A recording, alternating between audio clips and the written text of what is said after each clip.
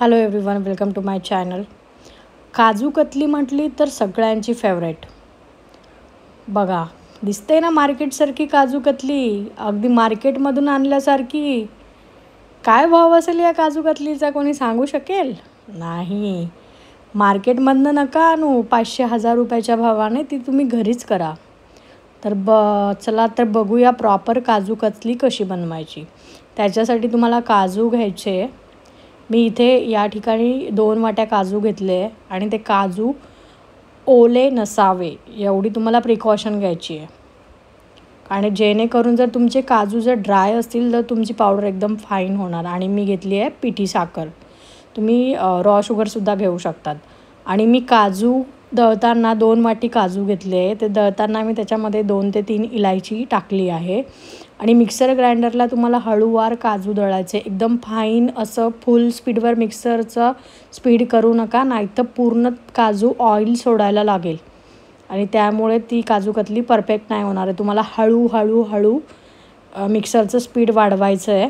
आणि मग बघा तुम्ही कशी फाईन हे झाली आहे, पेस्ट झाली आहे. आणि मग ते जे दळलेले काजू ते चांगले, तुमच्याकडे चाळणी असेल ना, चाळणीने चांगल्या पद्धतीने तुम्ही चाळून घ्यायचे. आणि चाळल्यानंतर मी तुम्हाला दाखवते की माझ्या काजूची जी पावडर होती ती किती फाईन होते, त्याचे पार्टिकल एकदम फाईन होते. नंतर गॅस पेटवून तुम्हाला 2 वाटी काजूसाठी 1 वाटी पाणी घ्यायचं आहे आणि त्याच्यामध्ये 1 वाटी साखर घेतली आहे. जास्त साखर घेतली तर ती गोड होईल. आणि 1 तारी पाक करायचा आहे, म्हणजे आपल्या बोटाला स्टिक करून बघायचा आहे पाक आणि त्याच्यातनं एकतार होतो का असं बघायचं आहे. ते झाल्यानंतर तुम्हाला काजूची जी पावडर होती ती तुम्हाला साखरेच्या पाकामध्ये टाकायची आणि मिक्सर चांगलं होऊ द्यायचं आहे. ते होत असताना मिक्सर जे होतं आहे गॅसवर ते बघायचं नीट. जर ते मिक्सर तुम्ही मोठ्या गॅसवर केलं तर तुमचं मिक्सर हार्ड झालं म्हणजे काजू कतली बी नसली. तर तसं करू नका. थोडं गॅस स्लो ठेवा आणि स्लो गॅसवर जर मिश्रण घट्ट होत आलं, गॅस सरळ बंद करा, म्हणजे आपली काजू कतली कूक झाली आहे. नाहीतर ती खूप हार्ड होऊन जाते. लक्षात असू द्या.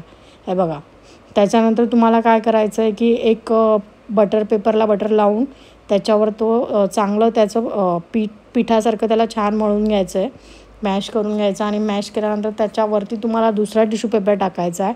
टाकल्यानंतर तुम्हाला हाताने प्रेस करायचं आहे. हाताने प्रेस केल्यानंतर तुमच्याकडे रोलिंग पिन असेल किंवा लाटणं असेल त्याच्याने तुम्हाला रोल आउट करायचं, म्हणजे रोलिंग करून घ्यायची त्याच्यावर, पोळी लाटतो तशी. जर तुम्हाला जाड काजू कतली असेल तर तुम्ही जाड याच्यात रोल करायचं आहे. कमी एकदम फाईन हवी असेल तर खूप जास्त पातळ पोळीसारखं लाटून घ्यायचं आहे. ते लाटल्यानंतर तुम्हाला काय करायचं आहे, हे बघा रेडी, आपली पोळी रेडी आहे. नंतर तुम्हाला त्याच्यावर सिल्वर पेपर लावायचा आहे. हा मार्केटमध्ये अवेलेबल नाही होत सहसा. ऑनलाईन तुम्ही ऑर्डर करू शकता. जर तुम्हाला ऑर्डर करायचं असेल तर मला पर्सनली तुम्ही DM करू शकता किंवा ह्याच जो व्लॉग आहे त्याला तुम्ही कमेंट करा, मी तुम्हाला पर्सनली लिंक शेअर करून देईल. तर त्याच्यानंतर बघा आपली काजू कतली झाल्यानंतर तिला पीस कट करायचे आणि फायनली आपली काजू कतली रेडी. दिसते ना मार्केटसारखी. ही काजू कतली हार्डली आपली 200 रुपयामध्ये रेडी झाली आहे. तर विचार करा तुम्ही की तुम्ही जर 1000-2000चे काजू आणले तर तुम्ही किती काजू कतली तयार करू शकतात.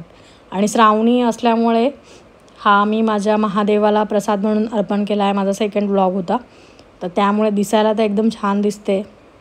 तर मग तुम्ही नक्की ट्राय करा. घरी बनवण्यात जो आनंद आहे ना तो बाहेरचं खाण्यात नाही आहे. त्यामुळे नक्की ट्राय करा.